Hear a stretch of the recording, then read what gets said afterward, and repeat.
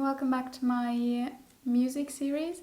So this time we're not going to play the ukulele, unfortunately, but we're going to play another instrument, which is the recorder. Yay!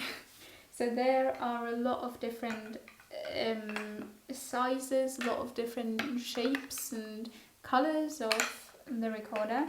Today we're going to focus on the soprano, which is this one. So you may be asking yourself, why would I want to play the recorder? Well, I think that the recorder is a very underrated instrument and it can sound very, very beautiful. And I think it shouldn't just be an instrument for children, like the first instrument, and then they play something else. I think it can be much, much more than that. And I think most people also have a recorder lying around somewhere in their house, so now may be the perfect time to start learning it. So first of all, I just want to tell you how to take care of it. Most recorders come with some case like that, and then you've got a stick with some fabric. Can also look a little bit different, but it's the same principle. So after you play, you just take it apart, then clean every part of it, and then you just want to let it dry. Don't put it back into the case immediately. Let it dry completely somewhere else first, and then once it's really dry, you can put it back in the case. Make sure that it is really dry, because otherwise it could get moldy and we don't want that. Also, if you don't have something like that, you could also just use some kind of stick or a pen and a sock, for example, to clean your recorder. Then, another important thing when you get a new wooden recorder is to play it in. So basically what that means is just you play it every day for a certain amount of time so that it can get used to being played. For example, you play it for 5 minutes in the first week every day, then the second week you play it for 10 minutes every day, third week 15, fourth week 20 minutes. So just that it can get used to like being played and you don't damage it. So now that we've established that, let's get to playing. In order to play, there are 3 components, I guess. So first one is air, and second one is your tongue, and then the third part is your fingers, your fingers. Okay, so to play, it is important that you have a steady airflow, and you can practice that just by breathing into your belly and then breathing out. Just try to make a steady air stream.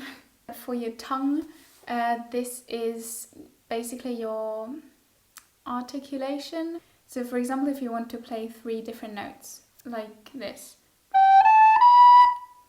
you are not blowing into the recorder 3 times.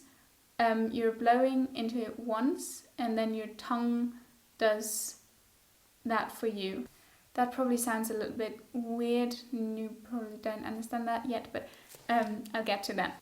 So then I'll just show you how to hold your recorder. Your left hand is on the top, your right hand is on the bottom. Make sure you cover all of the holes completely. And then your right thumb should be about in the middle of these 2 holes, kind of.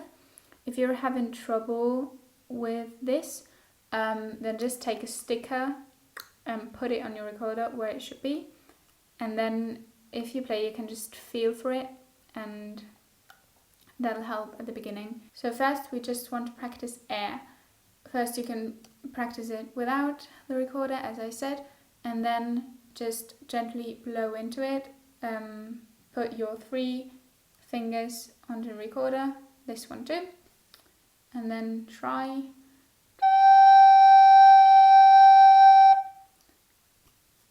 That's it. Then for the tongue, you're basically saying do, do, do, do. into your recorder if you want to play not one note but different notes, more notes. So you can just practice saying that, do, do, do, do, do. Then you can also say it into the recorder. So now you know how to play it, and I just want to show you how you can play the C major scale, which is this one.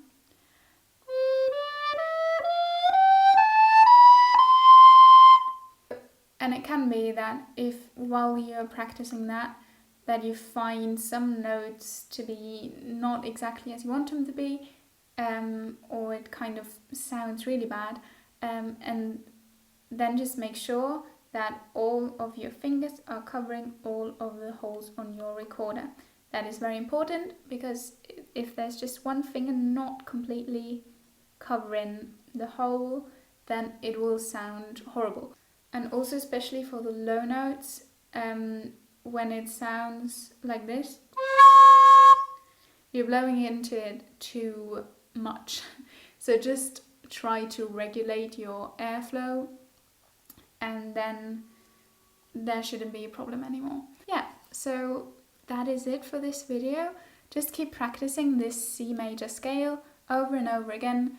You can even practice it just without even blowing into it. Just practice that, get your fingers used to that. And then in the next video I will show you how to play a song or a few songs with all of these notes.